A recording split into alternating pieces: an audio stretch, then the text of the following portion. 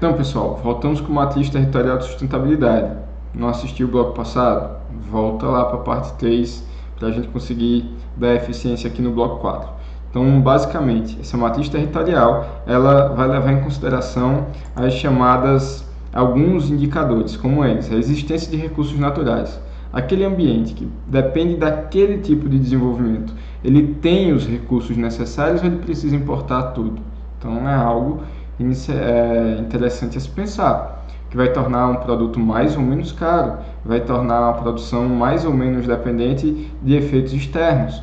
A existência dos atores sociais, se eles estão organizados ou não, se eles conseguem manter planos de manejo, arranjos produtivos, se existe uma confluência dos tomadores de decisão, até o cidadão que está trabalhando ali nas atividades não essenciais, mas coligadas, aqueles ditos trabalhos indiretos, se estão todos confluindo para uma melhor organização, para uma melhor estrutura das atividades, a existência de instituições locais para o desenvolvimento do território, se existe poder público ali incentivando, se a própria sociedade consegue se organizar para incentivar o desenvolvimento sustentável e não outros padrões menos insustentáveis, os tipos de procedimentos de desenvolvimento regional, a questão da própria cultura, se ela tem evoluído de uma maneira natural, se ela está sendo influenciada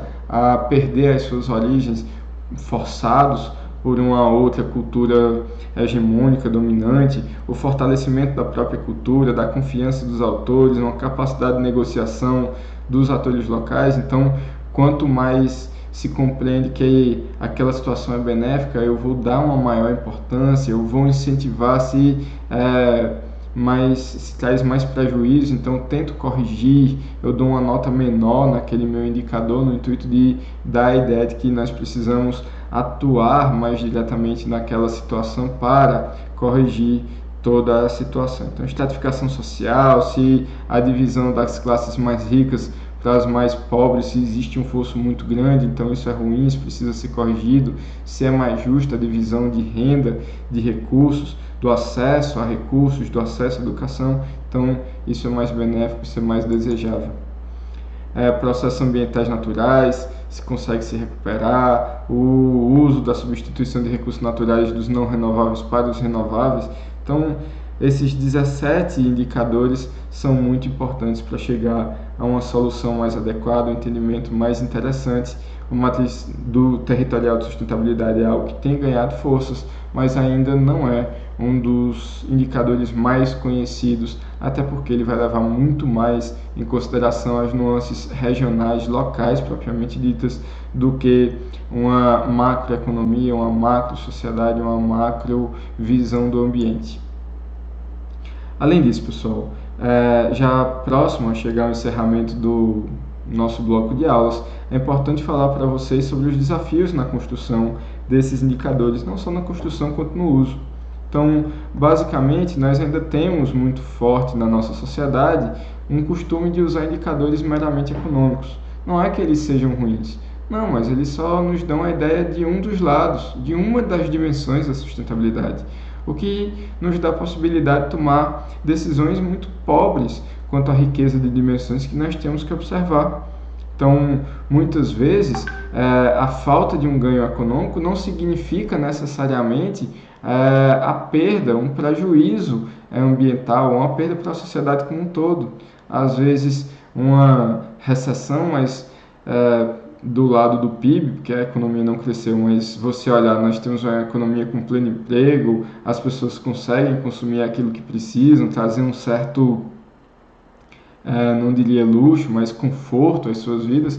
Então, talvez isso seja muito mais desejável do que ter aquele crescimento de 10% do PIB, onde 1, 2% da população vai se aproveitar com aquela riqueza que foi produzida a mais. Então, a gente tem que parar de supervalorizar indicadores como o PIB, como a renda per capita, a balança comercial, o índice de juros, a inflação, são importantes. Uma inflação galopante é muito prejudicial para a população. Você não saber, a insegurança de você não saber se você está ganhando vai ser suficiente para comprar aquilo que você precisa, que você conseguiu comprar no mês passado, porque os preços estão subindo muito. É importante a gente saber disso, tomar medidas de controle, mas não é a coisa mais importante. Tem outras coisas tão importantes quanto a serem medidas, a serem pensadas. Então, mas mesmo assim, pessoal, a gente tem que ter cuidado ainda com as ideologias por trás de alguns dos indicadores de sustentabilidade. Muitas vezes se tem uma supervalorização da dimensão social. Então, sei lá, aumentou um pouquinho a renda per capita e aí você acha que já conseguiu diminuir a pobreza no país, a questão dos desempregados, mas como é que eu estou medindo isso? Será que eu estou medindo de uma maneira adequada ou estou começando a computar aquelas situações de subemprego? Então a gente tem que ter cuidado com as ideologias por trás, mesmo de alguns indicadores ditos de sustentabilidade, e entender que nós não podemos focar apenas naquela dimensão. Por mais que eu ache interessante e adequado o uso da pegada ecológica, mas sim, a pegada ecológica tem um defeito de olhar apenas para a dimensão ambiental e menos para a questão social. Então, muitas vezes, alguém que vai olhar apenas para a pegada ecológica, talvez defenda que a solução não seria diminuir o consumo, a solução talvez seja diminuir a população. E como diminuir a população? Então, a gente não pode cair nesses discursos tentadores, ficar presos apenas em uma ideologia. A sustentabilidade, acima de tudo, nos demanda um raciocínio crítico. Além disso, pessoal, a questão da coleta de dados e a sua comparabilidade ainda é um grande desafio. Por quê, William? Primeiro, fazer uma padronização metodológica. Olha a quantidade de índices que eu falei para vocês e não são todos, são apenas aqueles que os autores do texto que eu passo para vocês consideram os mais importantes. Então, a gente ainda tem uma gama quase infinita de indicadores de sustentabilidade. É interessante que, tudo bem, não é que a gente vai ser pobre mentalmente de deixar de evoluir com o tempo. Não, a gente precisa estar sempre evoluindo esses recursos, mas a gente precisa padronizar no intuito de saber que aquilo que a gente está medindo e quando a gente tiver uma segunda aferição de resultados, a gente pode comparar uma coisa com a outra.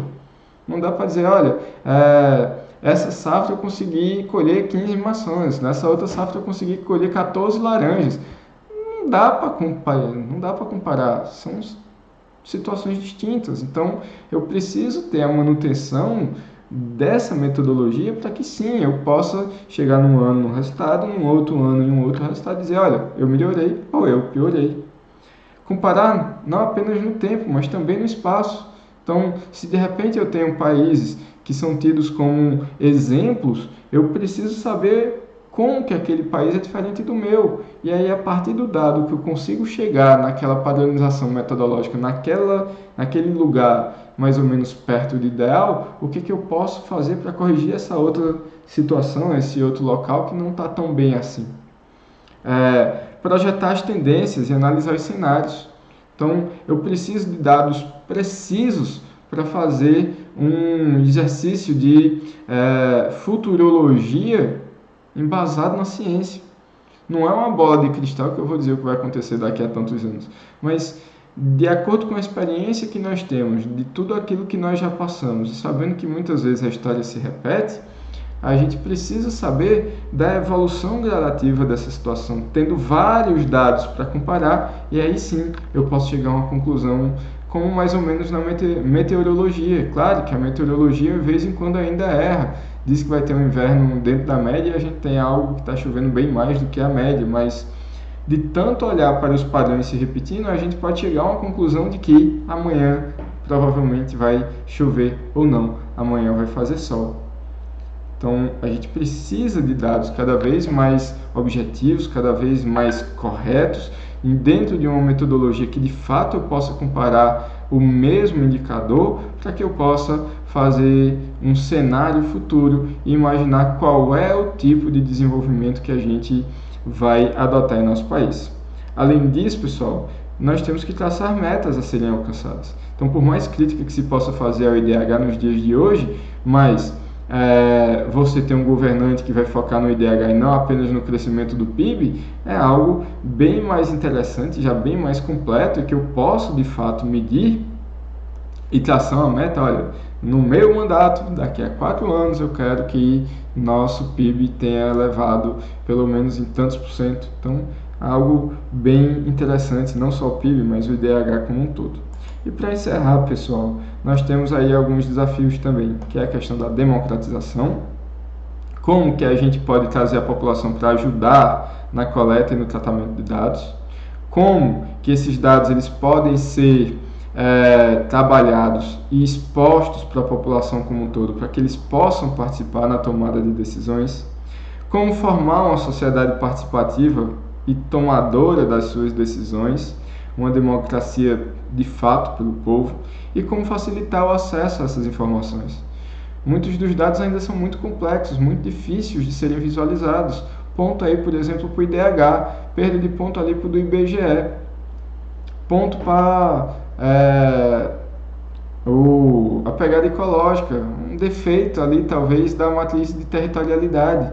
Então, quanto mais a população consegue ter acesso às informações, melhor. Mas ao mesmo tempo, pessoal, quanto mais pobres esses índices são, menos coisas eu estou comparando, menos dimensões da sustentabilidade estão sendo levadas em consideração. Então, isso é algo que a gente precisa encontrar um equilíbrio.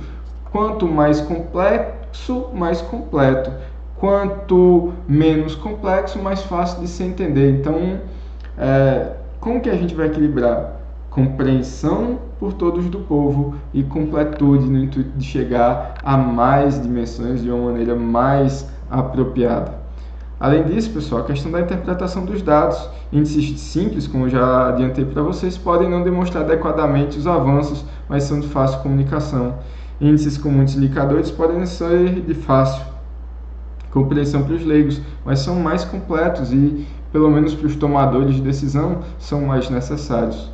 Por fim, nós temos que olhar esses índices de várias dimensões, múltiplas dimensões.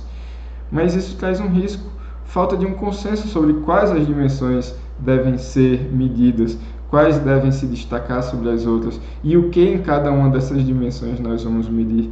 Então, o fato de ter que contemplar as múltiplas dimensões traz consigo também uma série de desafios para o cientista da sustentabilidade. Pessoal, graças a Deus, chegamos a mais um encerramento das nossas aulas.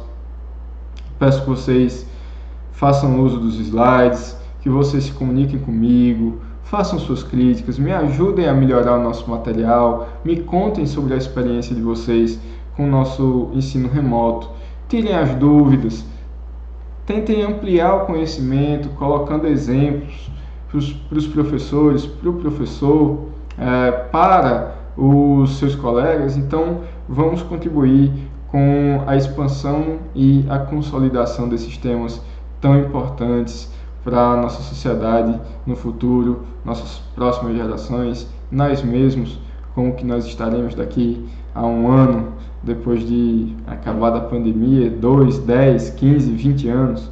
Então, vamos tentar tornar um pouco mais palpável, mensurável essa sustentabilidade. Vamos entender esses índices, vamos tentar superar esses desafios juntos. Tudo bem? Pessoal, até a próxima aula, se Deus quiser.